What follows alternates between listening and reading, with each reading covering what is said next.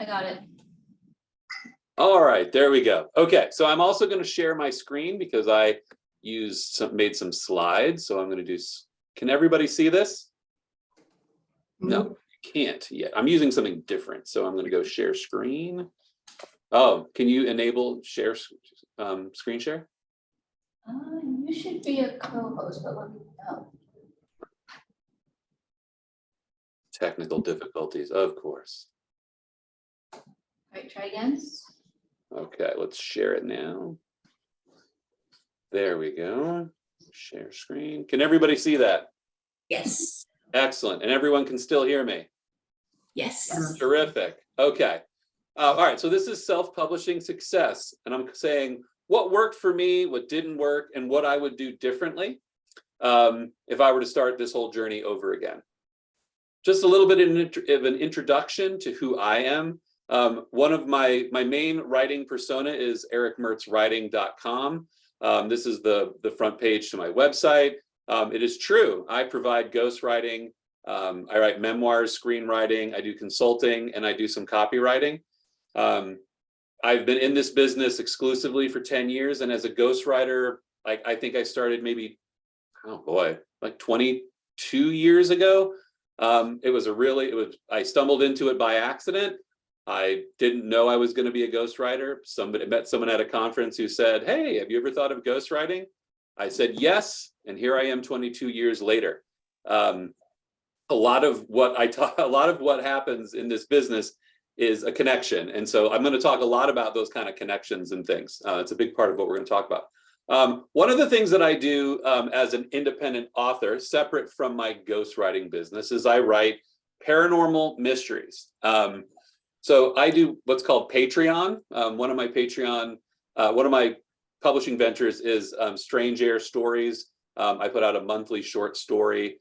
So if you are on Patreon, you can check it out. There's free trials. There's a free story on there too. So I'm going to start off with a trivia question, and the winner of this gets a free copy of one of my books. On June 6, 1977, the Portland Trail Blazers beat what team to win their one and only NBA championship? Philly. Who said that? What's your name again? Mary. Mary. Mary? Yeah. Who was it? Philly. Awesome. All right. Get me your address. I will send you a signed copy of one of my books. Come again, man. It all won't right. be in Philly. My address. No. I send the books everywhere. So like I just sent one to Australia, which was like quite a postal adventure for me. All right, so I'm just going to talk a little bit about what to expect and just sort of what my baseline for publishing success is. So I think our goal as authors is to write high quality fiction that satisfies reader expectations and keeps them coming back for more. Okay, a lot of what you might see if you're looking at Facebook groups about self-publishing or reading blogs about self-publishing, a lot of people talk about sales. They talk about the 20 books to 50K movement is really big in self-publishing. I like to focus the conversation about creating a good story, a good series, a great character, those kind of things that we all, as authors, what made us want to be writers, okay? That should be our goal, all right? I think everything that we do as authors comes out of creating the good work, okay? You can't market work that doesn't satisfy readers. So that's why I come back to this as being what is truly the North Star of being a writer. I think sales and accolades are part of successful self-publishing.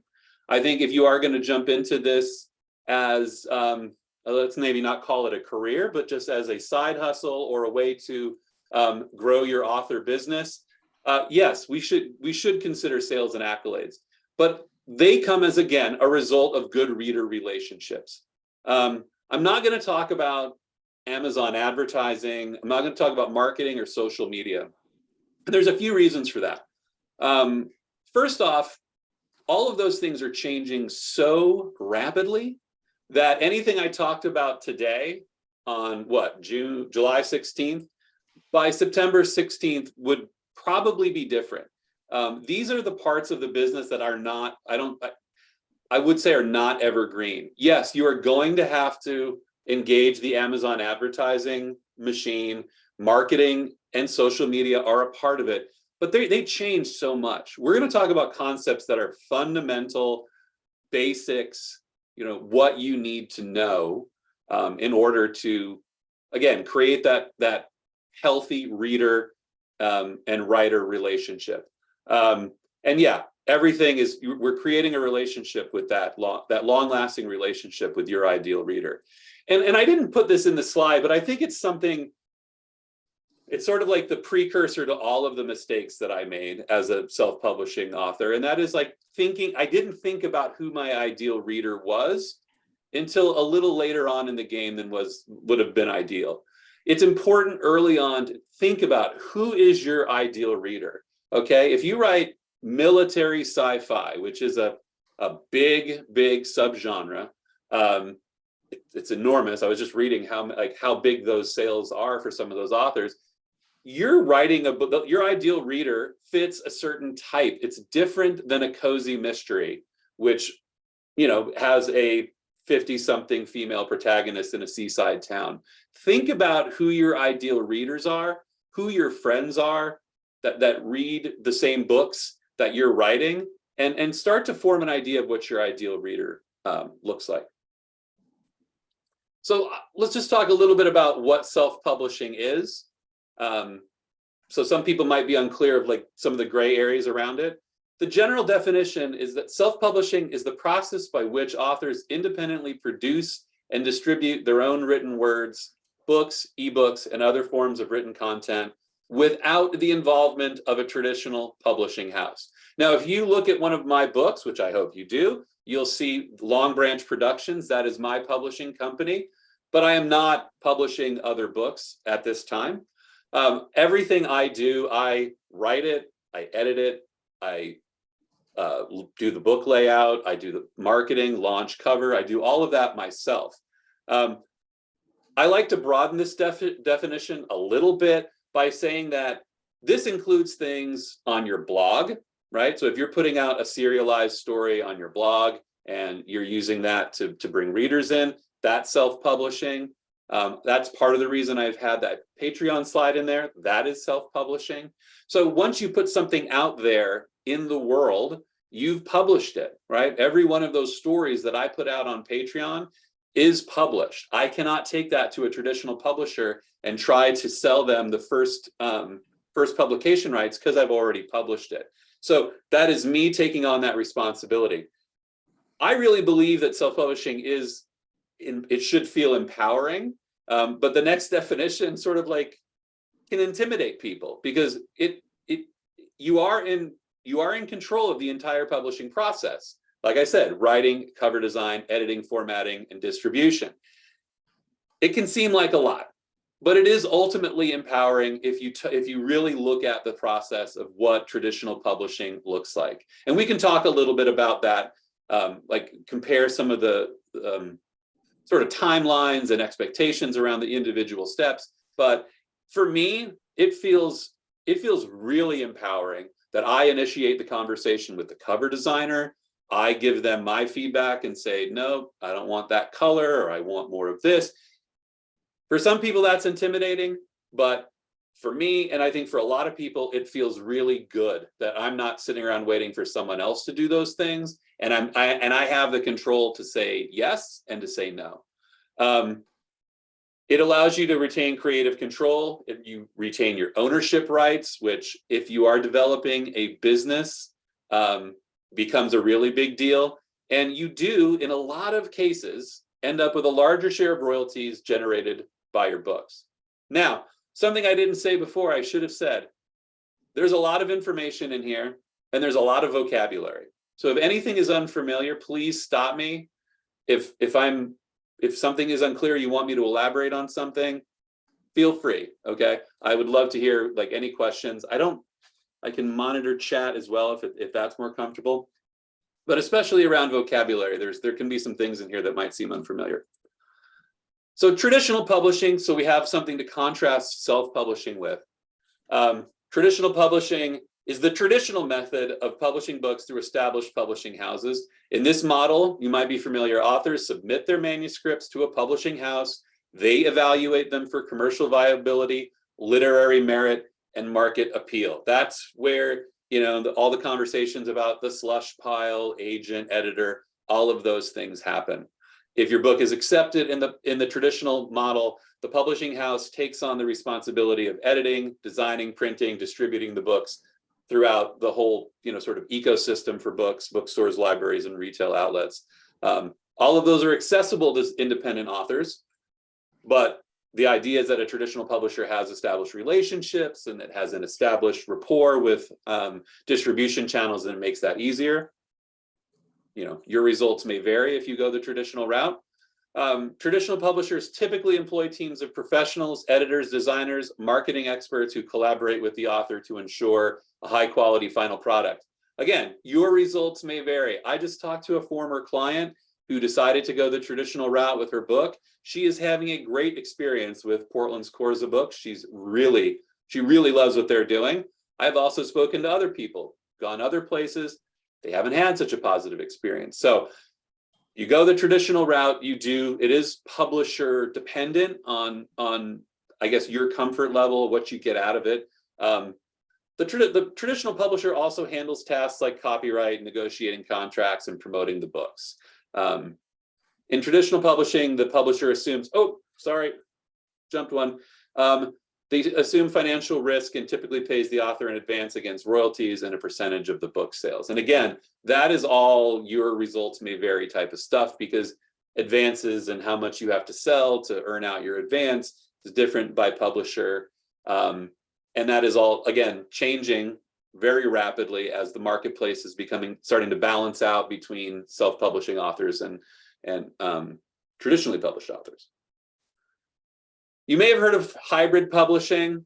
I thought it was important to acknowledge this. This is a model that combines elements of traditional and self-publishing. In hybrid publishing, authors will collaborate with a publishing company that provides a range of those services to assist in the publishing process.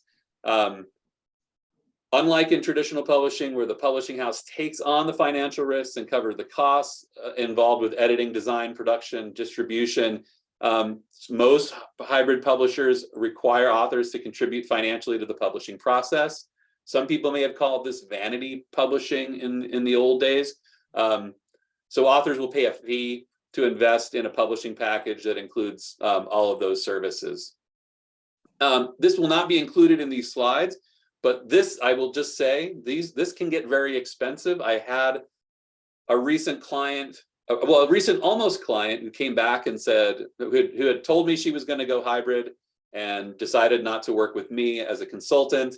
She came back and told me kind of what she was looking at paying. And her cost to publish a book was almost twice what I would have consulted her through. And she, at the end of it, was frustrated enough that she was starting all over. So again, your results vary. There's some great hybrid publishers out there that I've heard about, but it is still a model where the publisher is taking some control of the book and some control of the royalties and asking you to pay for that. So for me, I think it's always just something to be very cautious about. They typically provide professional services similar to those offered by traditional publishers, but the degree of author involvement can vary.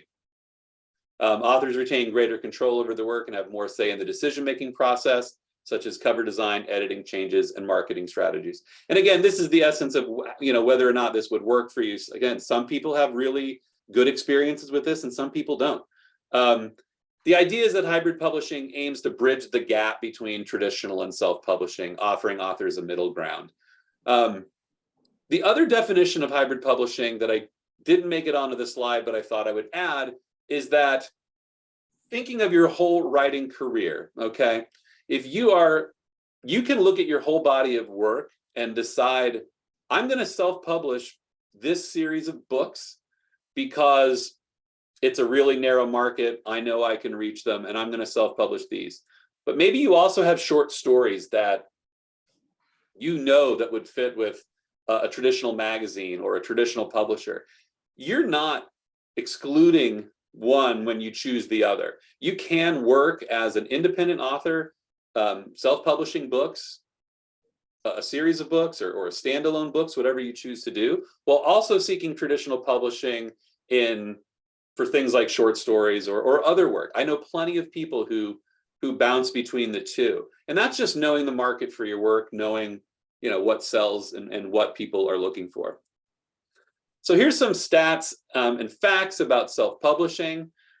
Self-published books have been gaining a notable share of the book market. According to Statista, self-published books accounted for 23% of all ebook purchases in the United States in 2020. I think it accounts for far more than 23% of all published books. But the purchases, 23% is a pretty good number, considering that number was about half that 3 or 4 years before. The number of self-published books has been on the rise in 2020. Self-published books, 1.6 million reported by Bowker. Again, that's a lot. With self-publishing platforms, authors can earn up to 70% or more of their books' royalties, depending on the distribution channel and pricing. We'll talk about that.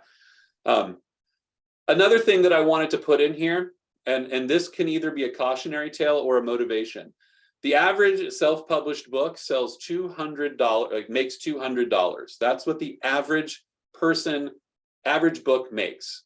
Now, in my experience, the authors that follow the things we're going to talk about have a far better chance of beating that $200.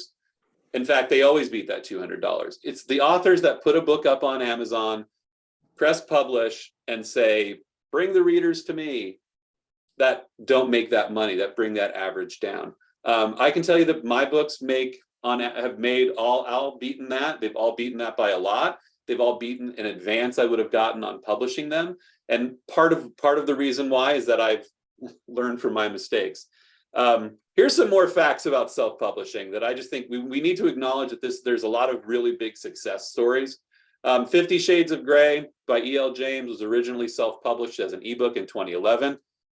I've read it. It's not my cup of tea. I wouldn't say it's the best written book in the world, but it proves that if you find the market for your book, you can not only make, she made millions, you can get into film production. A lot of people look at self-publishing like, well, it'll only be a book and there's no way to take that book anywhere else. But if you look at 50 Shades of Grey and The Martian by Andy Weir, another self-published book that started on an even smaller scale than Amazon, he serialized his novel on his website, gained a dedicated following, got reviews, and it turned out to be one of the better science fiction movies of that year, of maybe that decade. It was excellent, all from a self-published on his website. And The Joy of Cooking, it's on my shelf upstairs. I mean, 1931, it was a self-published book, and it was an incredibly impactful book when it came to popularizing cooking. And it continues to be something that you can find at a bookstore. You can find people talking about. I watch cooking channels all the time. People refer to The Joy of Cooking. So if someone says, well, self-publishing, I want people to read my book. Part of getting people to read your book is creating a good book and getting it in front of your audience. So let's talk a little bit about self-publishing success. Why did I choose to look at this through the lens of mistakes, right? When I brought this up to my wife, she said, oh, that's kind of a negative way to look at it, right? Like you're going to talk about all the mistakes you made. But here's what I'm going to say about that. This will always be a process of trial and error for you. Whatever journey you take, whatever route you take with your books, there is an element of trial and error to all of it. And I say that because you can read blogs, you can read websites, you can subscribe to services and coaching, you can educate yourself, and you can get every how-to offered to you. And your results will vary. I've said that like 5 times. Like your results are going to vary. What works for me might not work for you. You can take the advice that I give you and follow it, and you might find that like some version of that worked. Okay, so no matter what you do, and I would say this for your whole education in this area, nothing is gospel, nothing is set in stone. You know, what I'm going to talk about mailing lists. Maybe mailing lists, for me, it's the bedrock of reaching an audience. For you, you might find a different way, a different spin. So there is always an element of trial and error. So I'm going to tell you about what kind of like the mistakes I made and how I figured out a better way to go about them. The first mistake is you don't know your story. Okay, this comes down to the writing part of it. So for me, I write the Strange Air series of paranormal mysteries. And the little backstory on that is I was writing this series. I went back and looked in my archives. I've been writing this series for about 15 years. I've been throwing ideas into a box time and time and time again, and it all accumulated. And when it came time to write, I just started writing. And I got really excited because I had the time and I had the space. But then I got a book ready to publish, and I went back to the box and I thought, oh, wow, there's more. And I didn't know the whole story of what I was writing until long after I'd written the first draft of the first book, the first draft of the second book. So I spent a lot of my time sort of, I don't know, it was kind of an awkward phase of like rewriting and resequencing and re-putting things together because I didn't really know what my story was. I didn't take time to put it all together. So if you're really looking at getting out there and especially if you're putting a series out there, know the whole story. Now, why is this a mistake? This is a mistake because I don't know, who's familiar with the plotter versus pantser debate? Does anybody talk about that? Are you a plotter? Are you a pantser? As if you have to be just one? I really think that most young authors don't really have the strong enough storytelling skills to make it up as they go along. And I include myself in that. Plotting your story before writing it, it takes longer up front, right? I spend anywhere from a month to 6 weeks plotting out the next book, linking it to the previous book,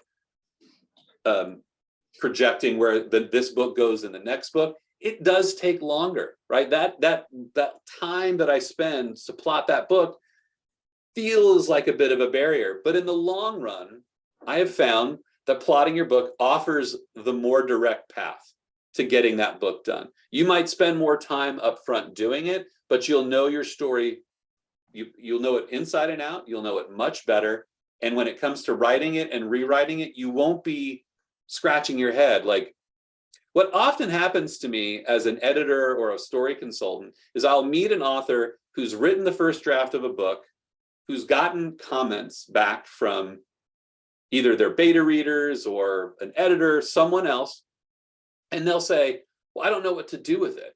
Like, I don't know what to do with this comment. I know it's missing some story, but I don't know what to do. And that's a product of just not knowing the whole story, getting in and writing that first draft without really thinking about it. So save yourself a little of that agony in either the first draft blues or for me, it's the second draft blues. Like, know your story before you go in, because it can really hang you up if you don't. I think it causes us to lose momentum, right? If you are a brisk writer, I'm a pretty brisk writer. When I don't give myself the time to plot and I'm like kind of pulling my hair out about where something's supposed to go, what fits where, I lose momentum. And if you're trying to write a series, wanting to put out books on a regular basis, if you have that inclination, losing that momentum can not just stall the book you're writing, but it can stall the development of that bigger property, that bigger series. So give yourself some time. And I think that talking about reader relationships, I think a reader can smell it when an author doesn't have a good sense of where the story's going. I think that I think any reader who picks your book up, and if the story is kind of aimless and it's meandering and it's figuring itself out, a reader's going to find that out and they're going to know. And it could cause them to drop off of reading your series or even finishing the book. So for me, the remedy is read within your genre and subgenre. That's going to be the advice for a lot. I'm going to say that almost every slide, but read widely within that genre and subgenre. Because it's going to tell you, first off, it's going to give you ideas of what other people are writing, what the pace of books are, what the length of books are. If you're writing something that's like an ongoing mystery, It's going to help you understand how a mystery series resolves within the book versus the series. And what I mean by that is I write a mystery series where each book presents a small mystery, and then it's part of a bigger mystery. So I have to be really mindful of, what is my protagonist solving is he solving the mystery in the book? Yes. And what is it contributing to the series arc? So everything has to progress on 2 tracks.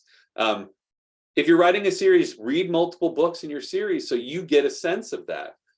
If you've read something like The Dresden Files by Jim Butcher is excellent at setting up a mystery inside a book, and then planting seeds for the next one. So you're always getting that satisfaction of a story well told, but also in anticipation for the next book. He's a master at that. I highly recommend, if you're new to this process of writing, and especially writing series, is get together with a writer's group or a critique group. If you have the funds, maybe a developmental editor, to help you lock in the plot of your book. I've been working with the same writer's group for, I think we're on 6 years now. They know my characters, they know my story, they know the overall mystery, they know what I like, what I don't, so they help me. And actually 2 of 3 of them are in my reader, what I would call my reader group, like people who would buy the books if they weren't reading them 4 or 5 times, they might buy them. So but then there's also people in my group who are not part of my, like one of the guys doesn't like paranormal at all. So he's always offering that. The point is, develop a group, find someone who can help you get that story locked in. Have an idea where your series is going, okay?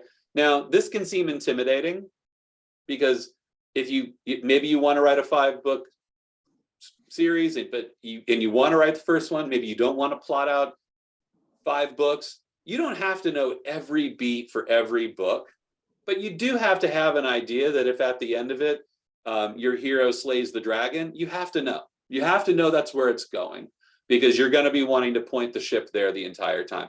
I have a good friend who she's on book number 5 in a series. It started out as a 3-book series, but as she started writing it, book 2 allowed her to, stretch the series out a little longer. She's still going to finish the series in the same way, on the same note, but she's going to take a little longer time to get there. And considering her readership, she could probably go 10 books and people are going to love it. So just have an idea, right? If the dragon needs to be slayed at the end of it, just know that and know you're going to get there. And I would say early on in the process, employ beta readers who can give you honest feedback about your book. And I separate that from your writer's group and your critique group, because beta readers are reading the whole book all in one sitting. They're usually like your fans or your friends, or there's people there, like they're just reading it like a reader. And that's separate feedback from a writer's group, right? My writer's group reads 8,000 words a week. Every other week. And that's kind of an unnatural reading pace. That's 2 chapters and then 2 weeks and then 2 chapters and then 2 weeks. So they lose a little bit of momentum, right? They're not reading it like a reader. That's why I always go back to beta readers and just, you read this in a weekend and you couldn't put it down. That's what I need to know. So that's feedback you need to hear. That helps you keep locked in on your story. Anyone have any questions? None here. All right. Am I talking too fast? No. No. Okay. I just had a cup of coffee, so I feel like I'm talking a mile a minute. All right, so mistake number 2 is ignoring the market. And this is my favorite one to harp on, because I was terrible at this. This was the worst thing for me. It was the most humbling experience that I read a lot. This is just science fiction and fantasy and horror. Like upstairs are all the other genres. Like I thought I knew the market, but I didn't. So we're going to talk about why is that a mistake? There is no book that is for everyone. So if you're writing a book, you're hatching a story, and you're thinking of your ideal reader, and you say, this book is for everyone, I would say, go back to square one on understanding your audience. And I say that because time and time again, when I meet someone who says they don't like has this idea that their book is universal, it really is just, it's an unfocused book. And think about those most popular books out there. Harry Potter, not for everyone, right? 50 Shades of Grey, not for everyone. Lord of the Rings, every book that seems like it has universal appeal, there's a group or a subsection, even the people in that genre, that won't read it. I know fantasy authors that are just not going to read Game of Thrones, which pains me because I love that series, but it's not for them. They like a different thing in fantasy, I'm sorry. So understand that. Your book is not for everyone. Readers bring expectations to books. A lot of expectations to books. I actually there is nothing like a reader scorned out there. And if you don't meet reader expectations, it can really upset some people. And that leads to a lot of negative consequences that you as an author don't want, namely negative reviews. So understand that when a reader's bringing an expectation to a book, it's like, if I'm going to read military science fiction, and this is the way this book is being presented to me, and I get something else, they're not going to be happy. Some authors are some readers are a little more forgiving, and some readers are a little broad, they have broader taste. But there are some people out there who strictly read within a subgenre. If you get into any of the groups on Facebook or any of the groups on Reddit that talk about, subgenres, you'll find some people are very serious. So yeah, readers break the general genres such as science fiction or mystery. Those are the big ones, the big genres. They put them into more refined subgenres. So again, think of space opera, cozy mystery. Cozy mystery is very different than psychological mystery. It's very different than, gritty, small town murder mysteries. Those are very separate. Cozy mystery readers, they might hang out near each other, but they don't sit at the same table in the cafeteria. So make sure that when you're thinking of your book, really focus in on what the subgenre is. I use cozy mystery is the big example to me now, because I really I want to write a cozy mystery, and I went on a YouTube bender watching videos about cozy mysteries and what the tropes and everything. And it was very, these people are very serious. They know the tropes. They know everything about it. They know what to expect. You have to give it to them. When you know your market, it allows you to position all aspects of your book properly, right? So if you know what cozy mystery authors are looking for, that's the key to the right cover. That's the key to the right blurb. It's the key to writing the proper story itself. So if you don't know that, you can't provide those things. When readers expect one thing and get another, you get bad reviews. And this is something that I wish I would have known. They assume the mistake is yours, not theirs, right? So if they pick up that cozy mystery thinking it's going to be a psychological mystery, if they think it's going to be Silence of the Lambs and they get something else, they're not going to think the mistake was theirs. They're going to take that out on you in a review. Now, my personal anecdote is I write paranormal mystery, right? So I write in the vein of like X-Files and Unsolved Mysteries. That's what I write. When I started marketing my books, I marketed my books as paranormal mysteries. Paranormal mysteries are Twilight, and there are a lot of bare-chested, hunky guys that are werewolves and things on the cover. Not my books. And so when I was putting my books next to those books, I got a terrible response. Like when I did marketing with other authors, I wasn't getting downloads, I wasn't getting signups, I wasn't getting sales. Why?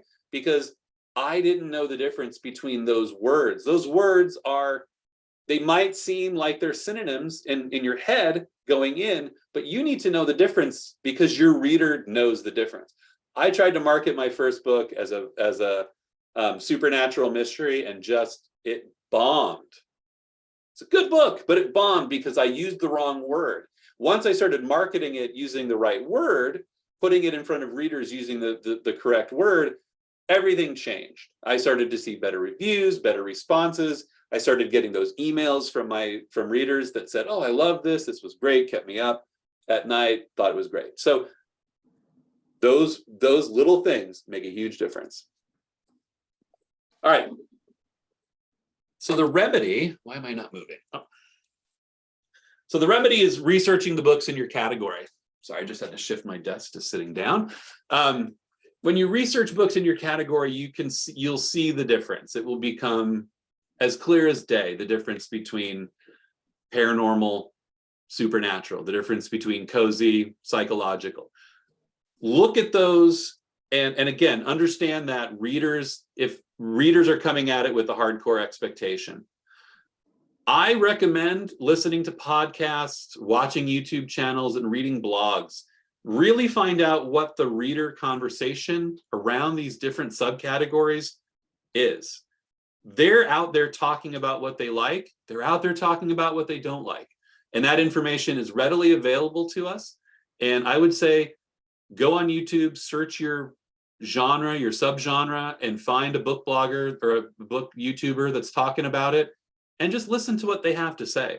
I listen to a woman, I watch her YouTube channel called Shades of Orange. I have learned so much about marketing and how to reach my audience from her just by talking about what she likes. A real key here is looking at both independently and traditionally published books within your subcategory. I can't stress this enough. If you're doing something like fantasy, right?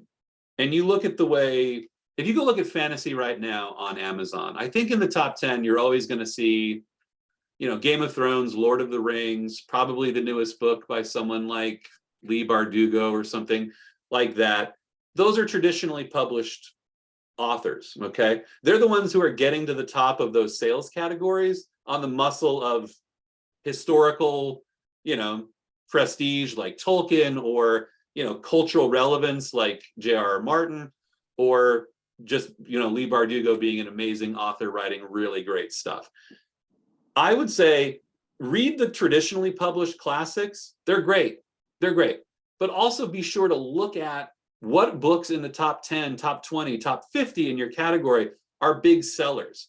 What is that author doing? No, and actually go further down. Look at further down the list, maybe in the top 500, and look at the difference between how those authors are positioning themselves. That's a big key to what you should do. When it comes to those things, I say don't just imitate, steal. Do what works. Look at what works for high successful authors in your subcategory and do the same thing. And read from those too, right? Read from science, read from the traditionally published and the self-published authors in your subgenre, because they do things differently in stories.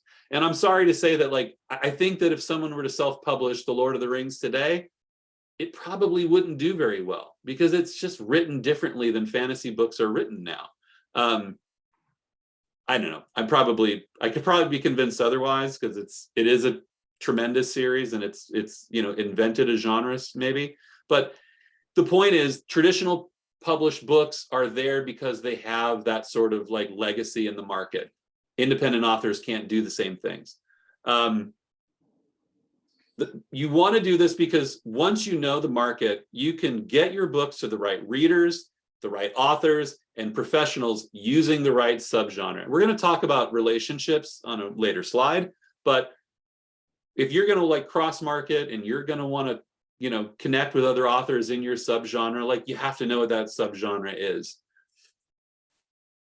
All right, mistake number 3, improperly priced books.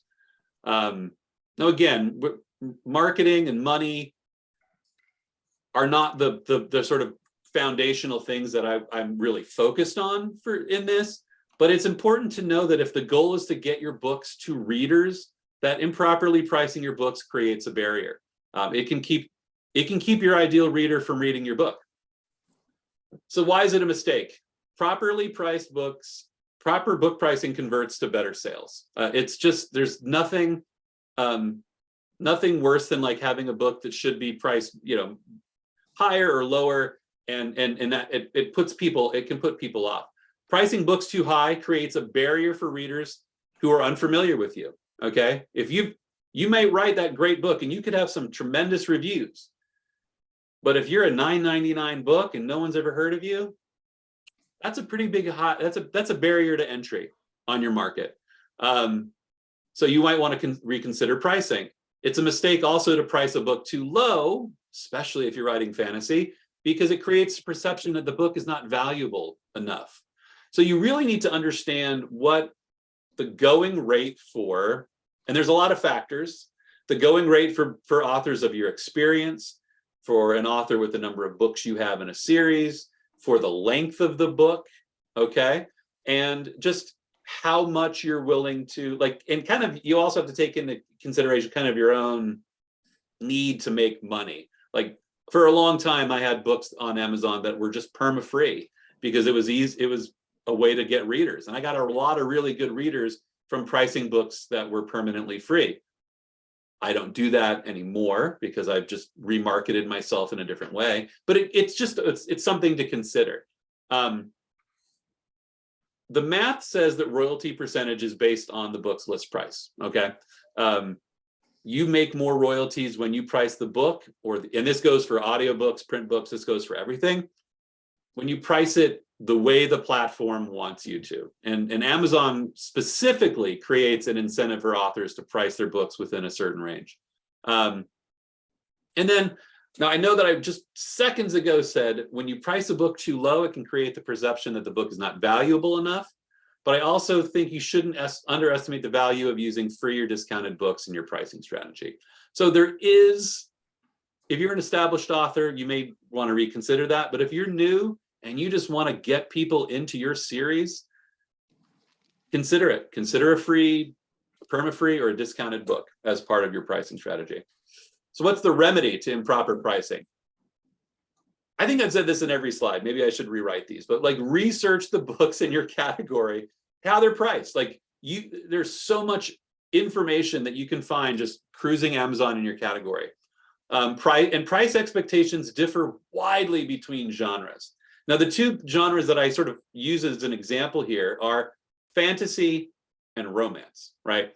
In fantasy, books need to be longer. So the reader expectation for what you would call like an epic fantasy book, I've seen, as the lowest I've seen is 80,000 words, and then it's up from there, right? So it's a longer book.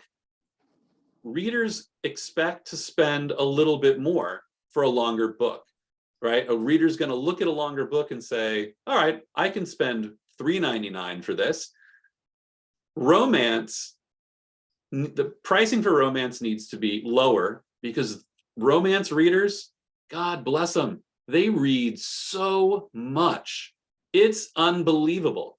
I actually had coffee with a romance writer last year who told me that she had a staff of like 6 or 7 people because she put out a book every 2 weeks, and she was selling 5,000 to 10,000 copies of each book that she put out. How did she put within the first month? Like, her first month sales for each book were enormous because she's a factory, and it works, right? She has a team, someone who does the covers and someone who's editing and someone who's, it's amazing. But she prices her books really low because she wants people to feel comfortable buying them up as really quickly. So different price expectations. And I used her example when I did research on this. Romance books are just a little cheaper because people burn through them.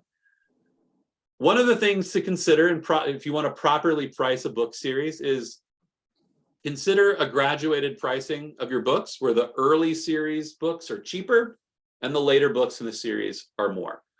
Now, the reason you do this is that someone's finding you online. Let's say you're on Amazon and you use the right keywords and you come up in a search for, I'm going to try to find a genre that I haven't used yet. Let's say portal fantasy, right? You're writing a portal fantasy, somebody finds you, book 1 in a series, it's 99 cents.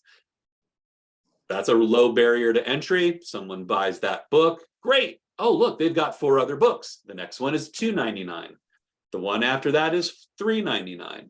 What you are looking for as an author ultimately is sell-through, right? That's how you start to make a little bit of money is you maybe lose money directly on that first book, but when the reader buys the whole series, you've made all of your investment back. And I see that's a lot of authors do this. It used to be 99 cents, $2.99, and then $3.99 for the rest of the series. That's changing a little bit. But again, look at your series. And this is another one of those things that anything I could put in the slide today might be different in 3 months when you do it. Pricing strategies change all the time. The royalty percentage with Amazon remains the same.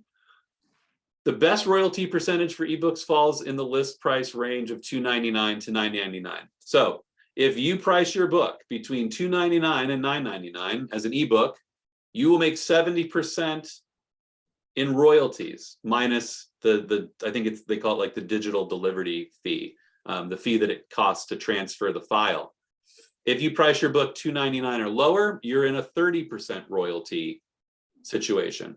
So Amazon really pushes you to price your books in a certain band. And I don't know anyone that has a real problem with this, readers or writers. I think it's just understanding that I think the one thing that happens to authors, I will say, is that when you put there's some awkward pricing. Like you're not going to see a lot of books for $1.99. You might look for 200-300 books. $1.99 just doesn't exist because nobody really wants to be at that price point. The other remedy to properly pricing books is being strategic. Amazon and all the other platforms gives you access to free days, discount days. Use those things, right? I'm going to be giving away all of my books to you at the end of this. I'll have a QR code because today I made my books free. Amazon allows me to do that. And it's a way to market books. It's a way to make readers. It's every author I know that's successfully reaching readers they're using those free days as a way to get there. In fact, and that's quarterly, right? So when you're in Amazon, when you're in KDP, you have a quarterly membership, right? And so they give you 5 free days every quarter. I use them all. A few times that I don't use them, it just bugs me when I get through the end of a quarter and I realize I had a free day left. It bugs me because they always lead to a lot of downloads, always lead to a lot of subscriptions. It's invaluable. Mistake number 4. The wrong cover. Now, if my friend Erick Mertz, who's a big person in the 20 books to 50K movement was here, he would say this is the #1 mistake. This is the only mistake authors make because he's a big believer that covers sell books. And I am inclined to agree that once your book is up and in an Amazon listing, the cover makes or breaks you. And I had some really awful troubles with covers because when I got my first cover done, I didn't go look at other books in my category. I got a cover that I thought was cool. The first cover for my first book was a barn, and there was all this like eerie light coming out of the barn. It looked great. It was an image that I'd had in my head from the beginning. The trouble was when I looked at other books in my category, it didn't look like anything else in my category. It looked weird. And in fact, in a thumbnail, I don't even know if you could tell what it was, right? I would look at the book and I would see it and I would, I even questioned it a few times. I would actually go past my own listing when I'd be looking at rankings and I'd be like, where am I? I thought it said I was here. Oh, there it is. Because I couldn't. So don't make that mistake, right? It's a mistake because it's a first impression. If that person is, when someone's scrolling through Amazon, which I'm sure all of us have done, you get a little thumbnail, right? That's your first impression. When somebody searches, let me think of a category I haven't used yet. Literary fiction, coming of age literary fiction, right? If that's what your book is, and they get the list, it's a grid view, right? And your book gets that much space to get that reader, right? They have the cover, the title, and those two things need to unite for your reader to, oh, I want to click that. That looks great. That sounds great. I'm in. If that cover doesn't connect, you've lost that opportunity. The cover of your book, print and ebook, need to clearly convey the broader genre and the specific subgenre. If it doesn't, nobody's going to click on that, because cover is where the expectations begin, right? It's everything from colors to figures on the cover. There's a great study out there that, like, mystery books, in fantasy books, the character on the cover is facing you, right? They've got the sword or they've got their magical powers and they're facing you. But in a mystery book, they're back to you, right? So there's like, it's a mistake if you were to do it the other way around, right? I tried to publish a fantasy book that had the main character was facing away, and the first thing that my group looked at it, they said, this doesn't look like a fantasy book cover, it looks like a mystery book cover. So there's a lot of things that you need to know about that, and it's a mistake not to know what that is. However powerful that image is in your head for what that cover should be, it needs to go through a bit of a vetting process before you put it up there with your book. Studies show that online book buyers look at hundreds of covers in the process of shopping. And that's because it's so easy to do, right? They scroll, they research, they scroll.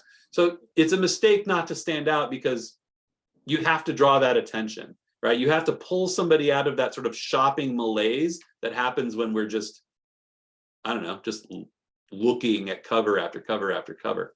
It needs to stand out. It needs to get attention, needs to draw the reader in. And like I said, it's the first impression of the cover. It leads them to click. It's the first point of conversion for you. Once that person is searching in that category, it's what's going to convert them. Unless they know your name, unless they're searching by category and they identify your name, that early on in the process, that's unlikely to happen, but it's possible. So here's the remedy, right? And we're going to just keep researching books in your subgenre. Get online, get on Amazon, search for books in your category. If you don't know what I should have said this early. If you don't know what your subgenre is, if you're stuck between the two, then the strategy would be search the big category. Okay. Let's say you don't know what kind of mystery you write. You're still trying to figure that out. Go into mystery, go until you find a book cover that looks like your book cover, then click on that one. That one will open up, and if you go down an Amazon page, it'll show you the categories where it's listed, and there'll be the smaller categories in there. So you can find, hey, this is in science fiction, it looks right. Oh, it's military science fiction. Oh, it's colonization science fiction. You can find the subcategories on an Amazon page, because those are the smaller categories where it's found. When you're researching covers, look at the independently published books in your subgenre and get familiar with those. Ignore, this is my advice, and I think a lot of the 20 books to 50K folks and a lot of the bigger successful indie author consultants would agree.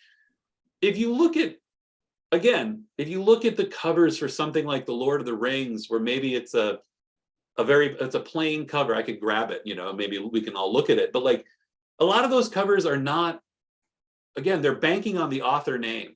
They're banking on the fact that you know what Game of Thrones is. The independent author puts up a book with the cover of a sigil, or maybe just like a lot of literary books will have a very text art cover feel, right? But if you do that, the reader that doesn't know you looks at that and says, I don't know what genre this book is. Like, I can't tell because it's just word art or it's a weird symbol. You need to be in line on a cover, especially with the independent published books. Okay, that's very critical. This one always drives me crazy, but it's true. You have to stand out and fit in at the same time. So if in supernatural mystery, everything is like, I don't know, if you look at this, it's like a lot of, bare-chested men coming out of magical portals, or there's a lot of like attractive people in sort of fantasy situations. It's the biggest cover trope I've ever seen, and a lot of those authors, you see a lot of those books have the very, very similar covers. So every one of those authors is fitting in, right? They know that if they're going to write sort of a sexy sorcerer book, they have to have the sexy sorcerer on the cover. However, you have to find a way, if that's what you're doing, to make that a little different, right? Maybe nobody's published a dark-haired sorcerer, so you're going to go there. Or maybe, you know, there's another element of the story that you can bring in. The key is you have to sort of unite unique, and you have to follow and lead kind of at the same time. It's really difficult. This is my best advice when it comes to covers.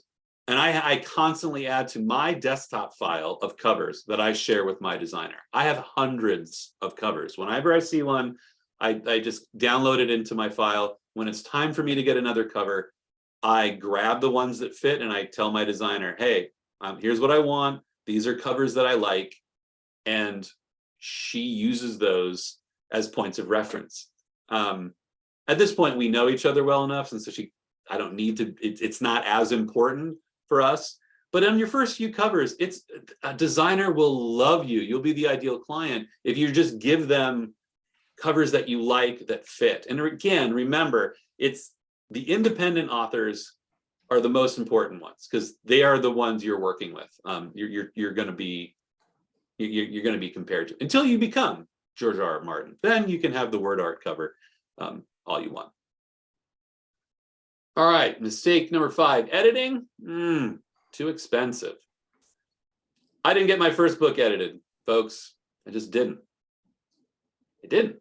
And you know, I was the biggest mistake I ever made, because once I found an editor that I liked, I realized that mistake could have been solved, you know, a couple of $100. And the getting the book to market faster was not worth it. This is a mistake because readers, as a ghostwriter and editor, and I run into this a lot, I hear people say, well, it's just an independent, I'm just going to self-publish it. Get that mentality out of your head, okay? When your author commits $3 to $5 to buying your book, they're not saying, oh, well, it was an independently published book, so the typos, the weird grammar mistakes, the lack of continuity, they're not going to forgive it. They're going to compare that book to every other reading experience, And it's unfair. I get it. It's unfair. I don't have the team, even though I have a good team. I don't have Stephen King's team. Maybe nobody has Stephen King's team, but you are being compared to every reading experience that person has. And I think if I can get up even higher on a soapbox here, I can say that like we really owe it to readers and our fellow independent authors to bring your book up to that standard, because we want readers to feel like independent books are as good and as valuable as traditionally published books, right? It's just, when we settle on a lower bar, then that discredits the movement that I think is really changing publishing and reading. All right, I'm going to step back. Now I'm back off of that high part of the soapbox.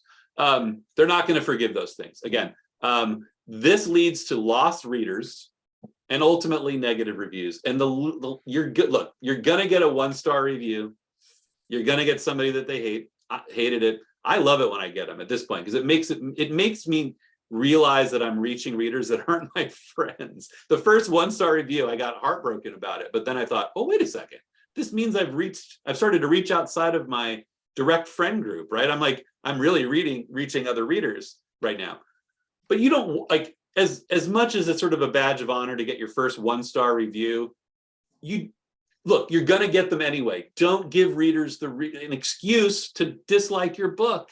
And if you wrote a great story, honestly, like, you'll see books that are like tremendous, like they're books that get 4.5 stars on Amazon or Goodreads as just a matter of course. They're great reviewed books, but then you look at, sometimes their reviews are all for just lazy things. So if you're going to go so far as to write a great book, get it handled. Like, just get it that last little bit of rounding into shape that it takes to make that book excellent. So what's the remedy? Okay, so there's many stages of editing, and you need to know which stage you're in at what time, because sometimes people don't know. Like, and you've probably had this, like at least engaged in these definitions, but developmental editors work on the story, right? This is what I do. I get the book, I say, hey, this character works, this one doesn't. That's a developmental editor. That editor is much more expensive than the next editor down, and that is your line editor, or well, let's call it a line editor. I prefer that term. Line editors are a little less expensive. This is continuity, and you keep using this word or stops.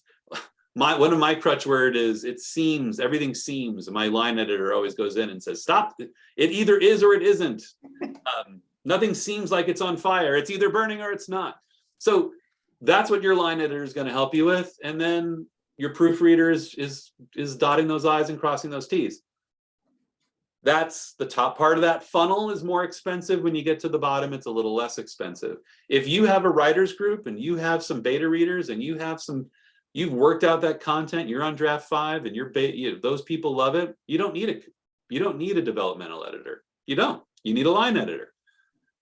So research and compare the costs of line editors and proofreaders when you're down to that stage. There's a editors guild. I think there's an editors guild out there that publishes acceptable rates for these services. At this point, with AI becoming so prominent, line editors and proofreaders, the price is coming down, and it makes me sad because nothing's better than my line editor.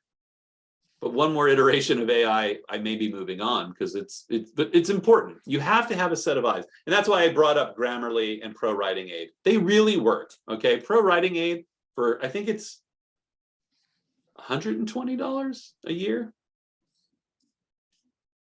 It's either, I don't know, don't quote me on that. It might be $240 a year.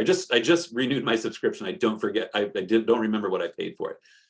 But for 20 bucks a month, you can get the best, in document manuscript line editor that AI can provide. And I know AI is a big bug in everybody's ear about like putting people out of work. If you're on a budget and you're just starting out and you want to get that book out, but you can't afford the $600 to $700 that a line editor might cost you, then at least do yourself the favor of getting Pro Writing Aid. I don't use Grammarly. I know people that swear by Grammarly.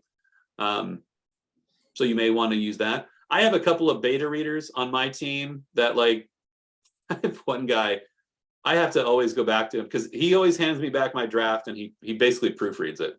And I laugh. I say, Paul, do you like the story? Oh yeah, I love the story, but you don't use the Oxford comma consistently or something. Like he's always finding those things. So again, readers can provide you some of that service, but before if you're still in the early phase of developing a reader team around you, go with Pro Writing Aid.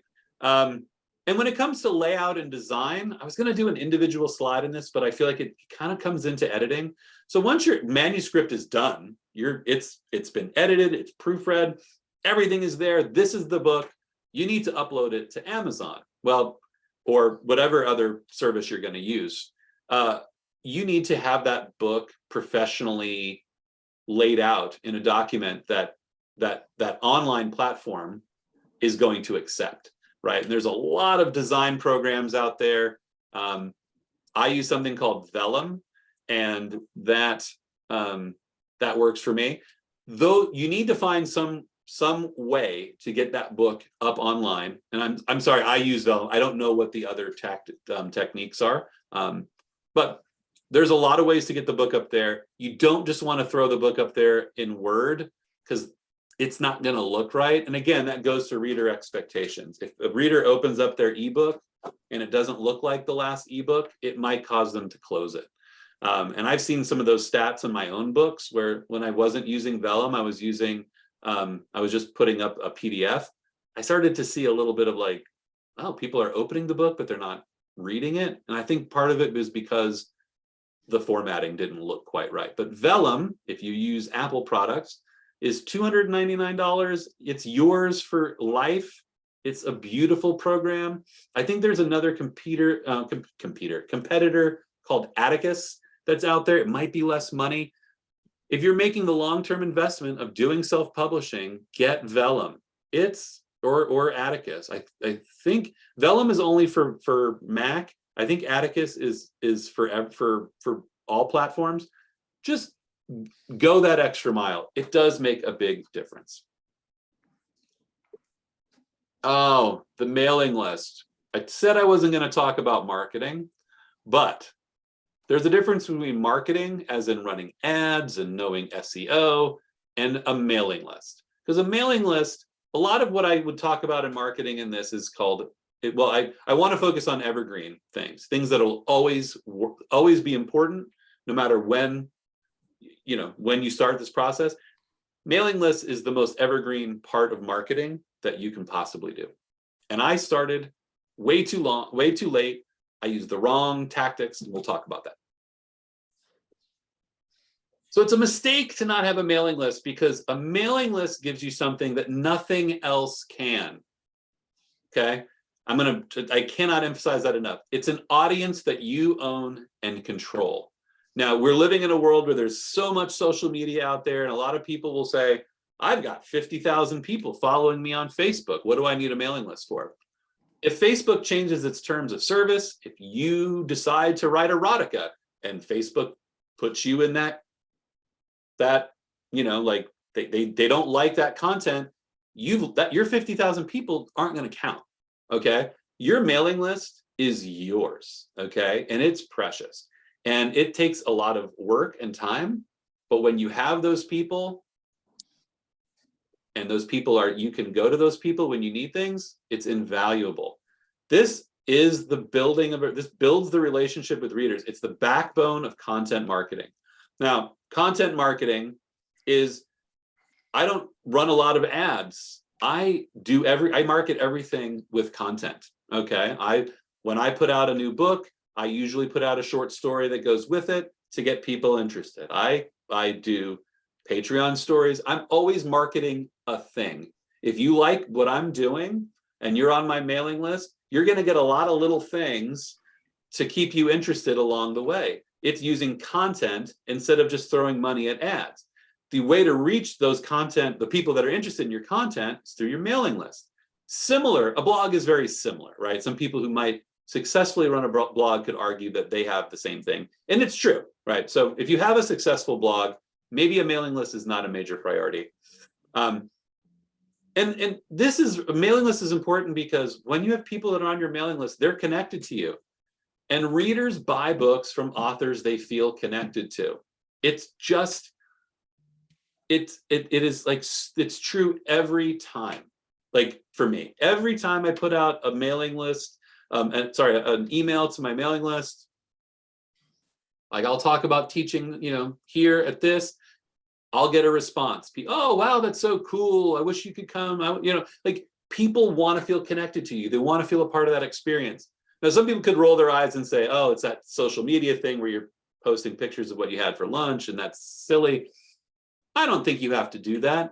And I don't think you have to feel silly, but it's a mistake not to connect yourself to your writing, okay?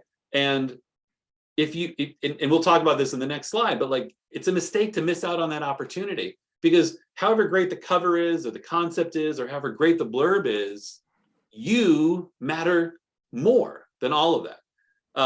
It's a mistake not to start early, because cultivating that list takes time. Like my mailing list right now, I was going to write down the number. It's like 7,000 people. That took me 4 years to build. Okay, 4 years and a lot of mistakes. But now that I'm here, I wish I would have started earlier. I wish I would have started 3 or 4 years earlier. That number could be doubled. When you build a strong connection with your readers, they become the most effective marketing tool you have, right? And so my mistake was, when you build a mailing list, you have to incentivize readers, right? The people on your mailing list. I tried to incentivize them with a serial story. And this goes back to the first mistake of not knowing your story. I used this like serialized mystery. I did I think 15 episodes at 3,000 words each. And when it got done, by the time I got done with it, I realized this mystery really doesn't fit the whole series like I thought it did. And so a lot of people I noticed from that original push to build the mailing list from that serialized story started to drop off. So it's like, you know, again, knowing your whole story, having a strategy is building that mailing list with an incentive that fits into your whole author marketing idea is super critical. All right, so your remedy, start yesterday or today.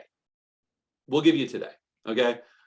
I can't stress enough how important it is to just get on MailChimp. I use MailerLite. I'm not the most tech savvy person in the world. I think MailerLite's a little easier to create, like the dynamic looking emails. MailChimp's a little tech heavier, but sign up for that email marketing tool. Start with the cheap. You don't need the expensive one, okay? Start with the cheap. It's free. And then you build slowly, okay? Go out to your family and friends. Don't be shy. Just say, hey, I'm starting a mailing list. You might not know when the book starts, or you might not have the cover. You might not think you have anything, but you want to start now, because when you do, the last thing you want is to wait till you have a cover to show everyone to build the mailing list, because that cover comes really, it comes really close to release. And if you're just starting here, you've missed out on all this time. So reach out to your family and friends, your Facebook people, whatever your way of connecting outside yourself, and just cast a wide net. Just say, hey, in the early stages, it's important. I have a cookie, and I'm going to show it to you later. Like, I have a free book that I give away to potential email subscribers. They download the book, I get an email, and they're into my pipeline. That's a great strategy. We can talk about that if anybody has questions. If you don't have a story written to give away, just then start with the family and friends and just say, I'm starting this thing. I don't know where it's going, but I want you to be here. When you're talking about email marketing strategy, identify aspects of your life or writing journey that make you interesting and relatable to the topic you're writing on. If you're writing nonfiction, this is such a no-brainer, right? I have a colleague of mine, she's a memoirist. She was writing a memoir about, she's a dancer. And for 3 years, she wrote mailing list content about dance. And she marketed herself as just a person who likes to go out to dance. And so when that book came out, she had a huge mailing list of people that not only liked her, but were interested in dance. When she put out a book about her and dance, I think her her pre-sales were upwards of 1,000 books, because she had done the intuitive connection between herself and her story. You might not have that. If you're a fiction author, that's really hard to do, unless you're a former FBI agent, you're writing about a former FBI agent, and you're willing to break confidentiality. You can talk about cases. I don't know. I used to write a lot about unsolved mysteries, because I love unsolved mysteries. A lot of my writing sort of is an homage to the old NBC show. I love it so much. So I would just write about unsolved mysteries that I thought were intriguing, and that just drew people in. So whatever it is, find something that connects to your writing and just start using that, okay? People don't expect you to have 10 free books and 3 novels to sell and like this whole intricate marketing plan. You don't need it, not yet. Don't feel pressure. You don't have to be the world-class email marketer, okay? Take away that pressure. The other piece of that is, like, if you've got 10 people on your list, treat those 10 people the same way you'd treat 10,000. Talk to everybody like they're a part of your journey, okay? I know the number on my mailing list, because it's, I'm at the stage where I'm using that to sort of gauge expectations for responses to things. But also, like, I still talk to them like it's the friends and family group that I started with. And that's being genuine, that's being yourself, and that's just offering them a piece of you. And there's just nothing more invaluable than that. Except this. So this is the last of my mistakes. And this, to me, my friend, like I said, my friend Erick Murphy would say, it's the cover. It's always the cover. But for me, the biggest mistake that I made in this whole process is networking with other authors. and I'm almost like ashamed to say it. It kind of chokes me up a little bit when I think about it, to be truthful, because I went into a lot of my early writers conference and writer engagements with this sense of, well, that's another author. I'm an author. I need to network with editors and executives and people that were above me. Well, here's a fact. We're all in this journey together. We're not in this journey apart. And the time that I've missed networking with other authors is time that I don't get back. And I've spent a lot of the last probably 10 years of my career catching up on that time. And I don't know I'll ever get that time back. So in a really candid way, I think the people that are on this call or that are in the room with you or that you'll bump into that know you're an author or that you know they're an author, it's a real mistake not to connect to them. Why? I think that your fellow authors are the most invaluable resource on your uncertain journey to building a brand and a career. At this point in my career, in my creative life, everything that I get it through a connection I've made to another author. It's uncanny. It really is. And I missed out on years of that because I didn't think that networking with people sitting with me at the conference table were as important as talking to that person that was taking pitches. They're not your competition.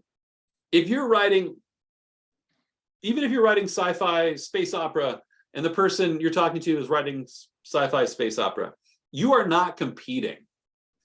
I love that t-shirt that talks about equality and it says, it's not pie, there's enough, right? It's not pie. Yes, there is a limited number of readers, but no one author is gonna tap out, completely corner a market themselves. They're not your competition, they're your ally, right? In fact, I would say that when you look at that person writing the same thing as you, buddy up with them. Really buddy up with them, because they're the person that's going to ultimately go through they're going to be marketing their books the same way. They're going to be struggling with covers and readers and all those things in the same way that you are. So get with them. People love to help other people. Again, the depth of empathy in your community, if you haven't tapped into it and contributed to it, I would say you're missing a really big opportunity. Again, everything I get from other people at this point, and I'm giving back, and it is the most valuable resource I have. You're going to need support along the way, and you're going to build a readership through your mailing list, through all of your other things, but authors provide things that your readers can't. When I need a blurb for the back of my book, I get that from another author. When I want a review that I can take and put into and show my readership, it comes from another author. ARC reviews, advanced reader copy reviews, right? The best people to go for those are authors, because those authors know how important reviews are and how hard they are to get. Your connections, I'm developing a YouTube channel with connecting with other authors. It's really great to do that kind of thing because now I'm in they're marketing me to their group and I'm marketing them to my group. Invaluable. Author swaps, right? One of the ways you build a mailing list is through swapping with other authors. My friend Gary and I do it every couple of years. He takes me and introduces me to his readership when I have a new book coming out, he puts me in his mailing list. And when I have when he has a new book, I put him in mine. When you connect with your readers, they trust your opinion about authors, right? Oh, we like Eric. Eric likes Gary's book. Let's buy Gary's book. Well, you want those relationships so you can be cross-pollinating too. And referrals, right? I need a lot of author services to keep my businesses running. A lot of those I got through authors. I meet someone who's an author. I ask them, hey, who do you use for this? That's how I get those people. If you don't get this through other people, these things can get expensive, right? If anybody, Kirkus reviews, people trust Kirkus reviews. Well, those cost $500. I think that's even with the discount. They're always offering a discount. I think they're $500 with the discount. I would rather just have a relationship with a trusted author in my category and get that from them. Honestly, I think it means more to people because, Kirk, everybody knows Kirkus charges for reviews, right? If you want to get ARC reviews and you don't have an ARC team because you haven't networked with other authors, you can spend $100, $200 to build that ARC team. Why? Why, when you can be contributing to someone else, why? And I just think this is a mistake because the time for making good relationships is always right now. So the remedy is don't look at your fellow authors as competition.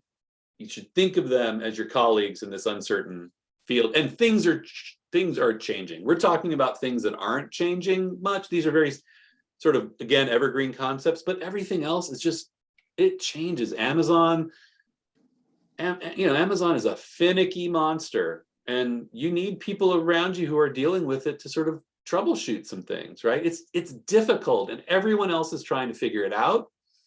You should go to your community to get that help.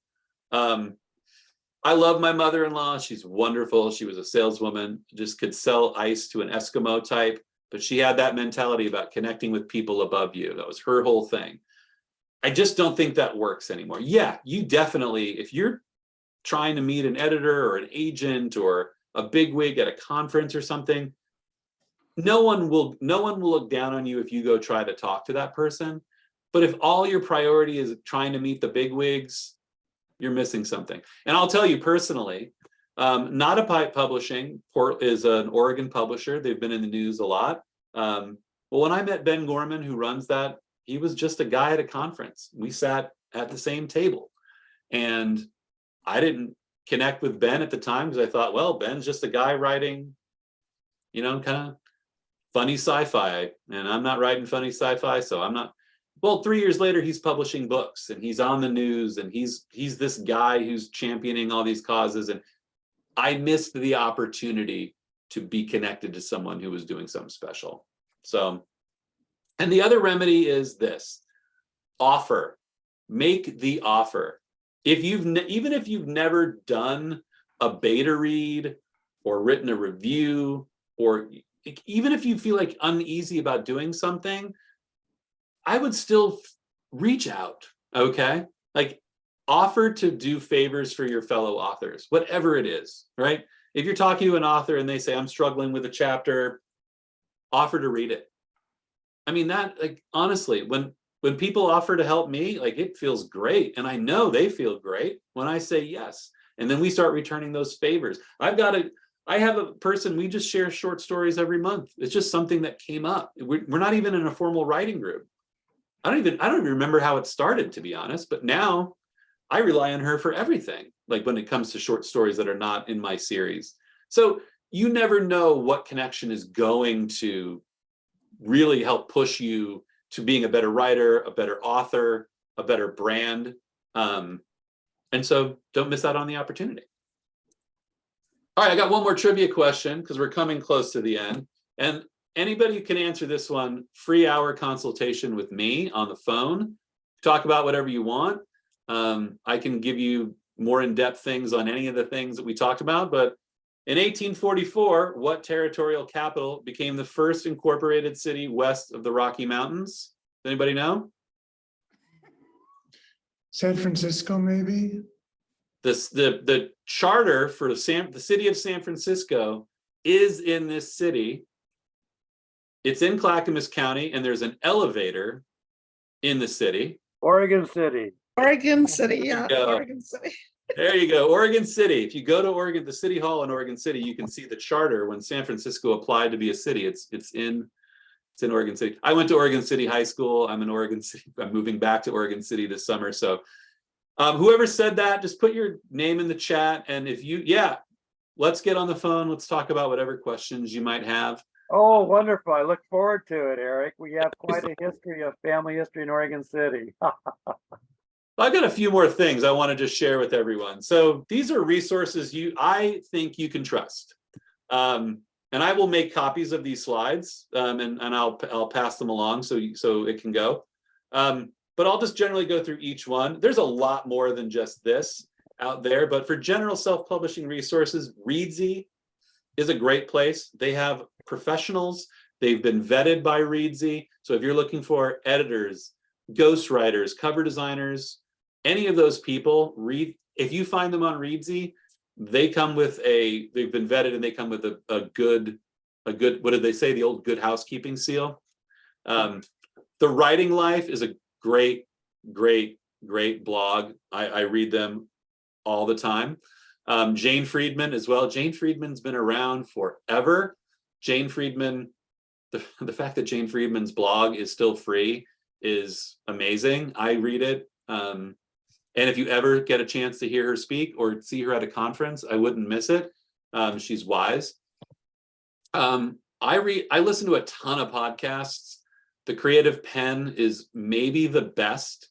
JF Penn is a British author, and she not only talks about issues of self-publishing, she has this sort of like futuristic mode where she talks about just where she sees the business going. You know, she was the first person I read and listened to that talked about AI, and she's got a pretty good sense of those kind of things.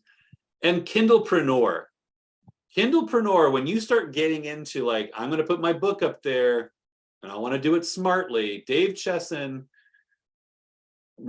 I love him. In fact, there was probably a year where I just watched his videos at YouTube videos at lunch, because it's like a master's class in smart marketing of your book. So Kindlepreneur is great.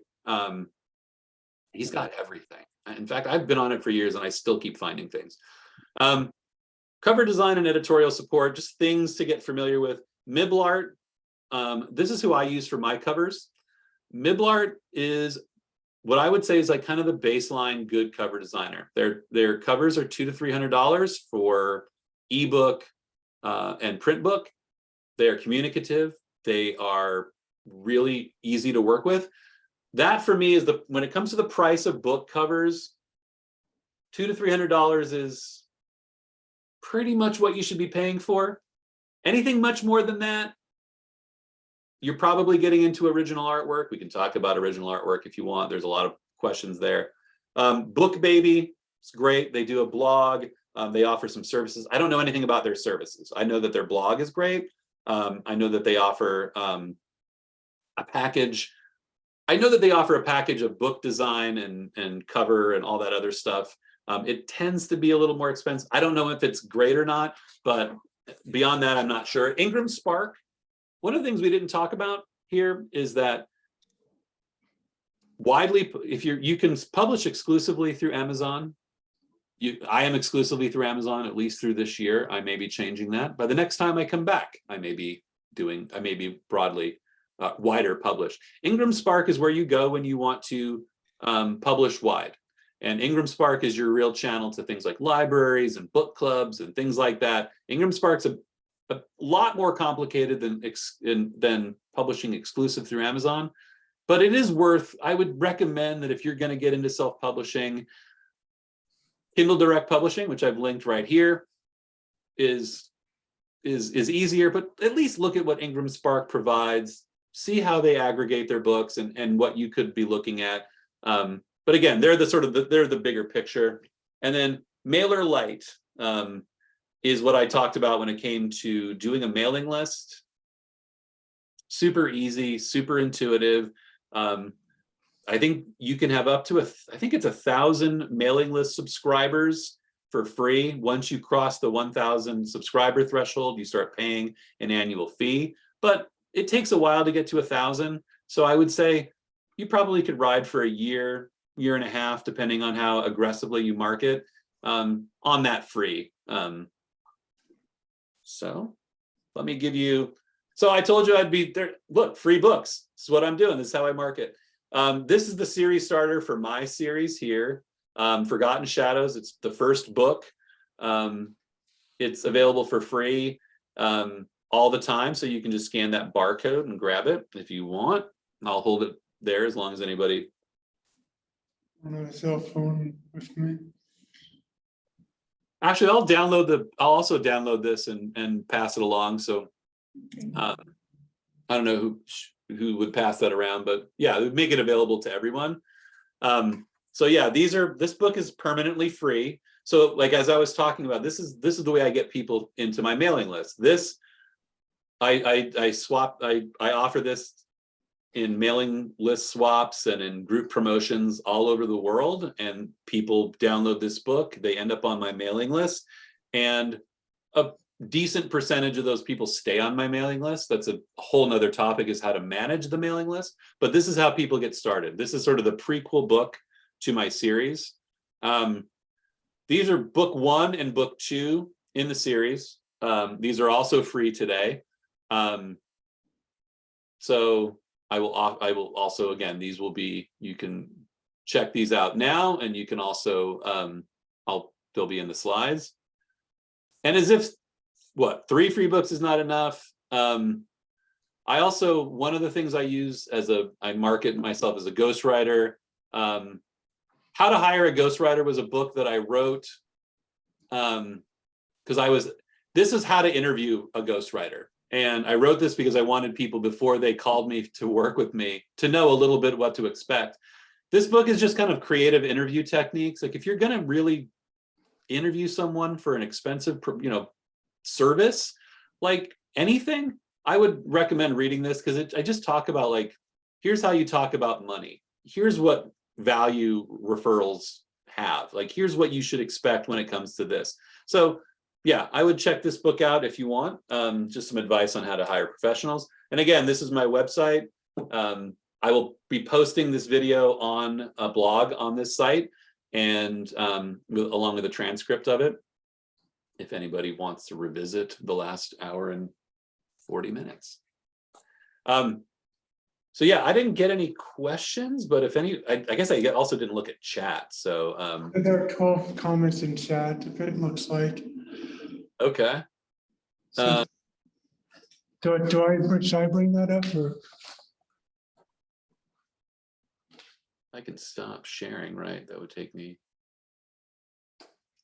Oh,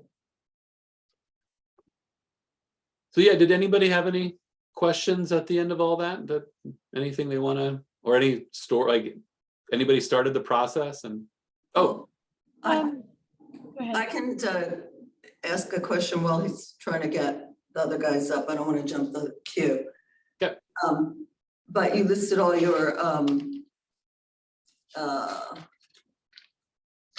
possible mistakes, right. and you didn't list the one that I think that I have made, and that is falling in love with what I've written, and also what what my cover is going to look like before anyone else sees it. Well, I definitely made that mistake. I mean, my writing mistakes are not limited to 7. This is the cream of the crop. But I think you have to love what you write. And I think loving your ideas and loving your writing, if you don't have that, then I think going through this process will be hard, because your writing has to go through the ringer. And the ringer starts with editing. It continues when you are working with like beta readers and ARC readers. And in a way, like it doesn't get any better once it's published. I know that all sounds really down, but like, I think you have to love the idea that you're working on. Now, working with other people is going to help you sort of.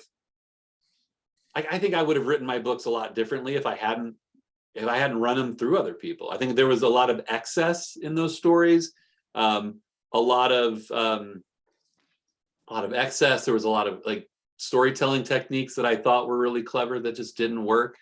And so I think finding some harmony between, like, I wanted to do this way. My community is saying that I'm not going to reach readers if I do it this way, and just trying to make peace with that. Okay. So that was my first, like, the first thing I tried to write was just nothing but short paranormal stories. And it was hard to do. It's really hard to market short stories. If anyone is doing that, marketing a book of short stories is challenging. I'd love to have a conversation with you, give you some further advice on that. So I had to find a way to keep along on the series with without like indulging that love of short stories, without trying to make link short stories the storytelling technique. So yeah, it's tough. The cover too is like, that's the one you really have to listen to other people on. I think because it's just, it will become really clear. Like once you get into the Amazon world or any of the marketing worlds, I can see when I link, so if anybody clicked on that link for Forgotten Shadows, you go to a page and I get an idea of, like, I know how many people will click on that page. I know how many people click on the link and download the book. And when there's an enormous difference between people clicking on the page and downloading the book, I know the cover doesn't work, because they've seen maybe a little bit of it, or they read a little description, or something. There's a lot of ways that link goes out there, but that is the surest sign to me that it doesn't work. And so that's not the cover that I wanted for that book, but it's the one that worked the best, and I get a pretty decent conversion rate on it. So I think if you're open-minded too, like, you can find a way to preserve that core idea and keep it in there, even if someone is, even if your community is changing it a little bit on you. Does that help? Mine's memoir and literary nonfiction, so there's not a lot they can do to change it, but I can change. I'm gonna fall out of love with my my cover for a while until I get more feedback. Thank you. Okay. Here we have comment from Lindsay just saying that she's leaving. So waiting for pro writer rate. I guess that's when that came up. Atticus does not cost as much as Vellum. Atticus is for PC, Vellum is for Apple platforms. And someone says, actually, Atticus works on all platforms, even Linux and Chromebook.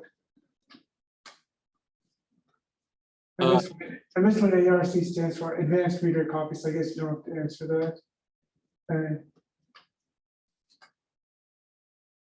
I wrote a short story about that for OH, as someone said. Oh, Jim. Interesting. Maybe in our conversation, we can talk a little bit about Oregon City, huh? Yeah, if we meet in the McMenamum's Pub, Oregon City sometime, there is a painting of my Uncle Stuart driving his Rolls wagon, which was a Volkswagen with Rolls-Royce front end that he actually had in the 60s and 70s. And he was an architect that lived up the hill in Oregon City. And the parish hall was the location for St. Paul's, Oregon City in the 1930s, the old Episcopal church, where my grandfather was rector. So the kids, my grandparents, my parents' generation lived there. And McMenamums did quite an interview of family members when they built that property. So we're very connected to Oregon City in lots of fun ways. But anyway, yeah, I'll have lots of things to talk to you, and I appreciate the advice you gave us today. And I know Sheila from having spoken to this group a couple of years ago about my children's book. But I'm trying to do some other things now. So Sheila, thank you for inviting Eric to join us. And I'm gonna just, Zita asked the podcast Shades of Orange. Actually, I think I misspoke. That was a YouTube channel. And the woman who runs it, I'm blanking on her name, but she reviews books that are adjacent to my book, the books that I write.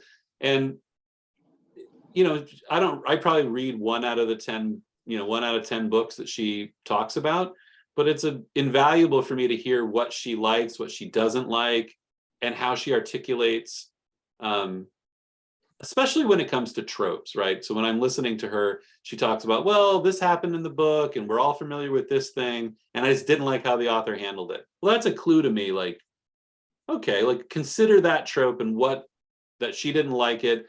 And again, she's one person, but it just gives you some perspective on the bigger picture of what you're doing. And yeah, good opinions are it's good to just take them in. And people don't write book reviews anymore. There's a few of them out there, but I think if all the big book reviewers for anything new, they're all on YouTube. And so And that means it's all free to get to and super easy to find. So Eric, I have a question about self-publishing my book.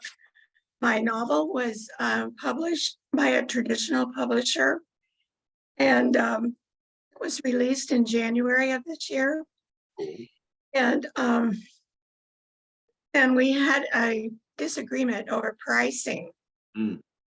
Appreciated your remarks about pricing. We had a disagreement over pricing, and he gave me my rights back. Mm.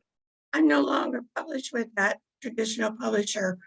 Well, I have a problem now self-publishing this book on Amazon. Well, that would all depend on, I mean, my answer would be no, but that would also depend on what the release from your agreement looked like. I know I've known a few publishers that have been a little sticky with people, but if you have it in writing, that it's in the clear, that the book is now yours, everything, titles and characters, and sometimes especially if it's something like series based, or where there might be some like potential future IP that comes out of the book, that might get sticky. But yeah, if you're free and clear, it's yours. I'd go publish it. What do you mind saying, like what the royalty dispute was, like how they Well, the price, the book was originally priced at I think it was $18.99, I think. And we got the notice that Amazon was raising prices. the print prices? So, right, raising prices, and the publisher said, well, everybody's going to raise prices because printing has become more expensive. So the next thing I knew was my book was priced at $25 on Amazon. It's a 266 page book. It's a kind of a historical fiction. And other books by that publisher that were the same length of book were priced less than $25. That is paperback? Yes, paperback. Ooh. Wow. And when I questioned him about it, saying that nobody's going to want to pay that much for a book like that, he just decided to unpublish me. And I've got my rights back in writing. The only thing that I don't have is a copyright on the cover. So I'll have to have a new cover. Yeah. But I'm wondering, now I'm not going to change the title. So when I submit this book to Amazon and it's the same title as what is still on Amazon, Oh, is that going to be a problem? yes? Question mark. I don't know. So here, what happens above? Okay, let me think of how to be succinct with this, because I don't want to speculate on what the issue could be, because that would be all above you. Like when you go in, and I've run into some clients who I do, like one of the things I'll do is I'll do the self-publishing part of the book for someone. I'll do the book layout, I'll do the Amazon page, and I help them do that. I had one guy who, it's been a while, but it was a very similar situation. Someone had traditionally published the book, they got the rights back, but they never pulled the book off of Amazon. And so then there was this whole like trying to republish the book became a hassle. They still have the book listed on Amazon? Yes, they do. There's still 4 copies available on Amazon. Oh, like used print copies or something, or? Print on demand, right? But they say there's four copies available. Well, maybe we should all pool our money and buy those 4 books from, and then so you can get free of it. That is a sticky thing. So what I would do is set up a KDP account. And the first thing I would do is KDP's customer service, everybody is fantastic. All the issues anybody could have with Amazon about ethics or whatever, their customer is amazing. So I would just get on the phone with them and tell them what your issue is and what your intentions are. and they'll tell you what you can and can't do. There is also, you can also kind of fiddle with the title a little bit. That might give you some, so let's say the book is called, I don't know, the book is called, Werewolf Chronicle. I just pulled a book off the shelf. If there's a book with that title, you might be able to do something like Werewolf Chronicle and a journey to the, through the full moon and back or something, right? I don't, you might be able to fiddle with the title. What did Sheila say? Even if you don't change the title, you'll. Oh, So you think a subtitle might do it? it might help. I would Okay. just talk to them. That all gets super sticky. I don't know why your publisher wouldn't just pull those books, unpublish the book, and just move on if they gave you the rights back. And I joking aside, like nobody's buying a $25 paperback, so they're not going to sell. They're going to be there for a long time. Right. There's one that's at $25, and there are 3 that are by other sellers that are cheaper than. So those could sell, but the $25 one might stay. Yeah, I would just open a KDP account and start talking to someone there. Okay. Thank you, Eric. Yep. That helps a lot. Thank you. And thank you for being with us today. We really appreciate it. My pleasure. Yeah. Our pleasure. Thank you so much. Well, Sheila, you're muted. Gina, I'm sorry your publisher did that to you. That's so sad. That's Thank you. Thank you, Robin. Huh. I know. I was kind of bummed about it, but I yeah, guess I'm just gonna move on. yeah. Let's move Okay. on. Yeah. Thank you.